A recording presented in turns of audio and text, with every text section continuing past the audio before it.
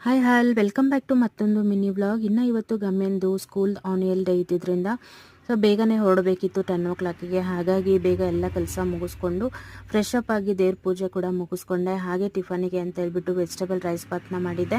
So ಗಮ್ಯಂಗೂ ಕೂಡ ready ಮಾಡಿಸ್ಕೊಂಡು ನಾವು ಟಿಫನ್ ಎಲ್ಲ ಮುಗಿಸ್ಕೊಂಡು ಹೊರಟ್ವಿ. ಸ್ವಲ್ಪ ಗಡಿಬಿಡಿನಲ್ಲೆಲ್ಲ ಕೆಲಸ ಮಾಡಿಕೊಂಡು ಹೊರಟಿದ್ದಾಯಿತು. ಆನ್ಯುವಲ್ ಡೇ ಅಂದ ತಕ್ಷಣ ನಾವು ಚಿಕ್ಕವರಿದ್ದಾಗಿನಿಂದ ನಮ್ಮ ಸ್ಕೂಲಲ್ಲಿ ಯಾವ ರೀತಿ ಸೆಲೆಬ್ರೇಷನ್ ಮಾಡ್ತಿದ್ರು ಅನ್ನೋದೇ ಕಣ್ಮುಂದೆ ಬರುತ್ತೆ.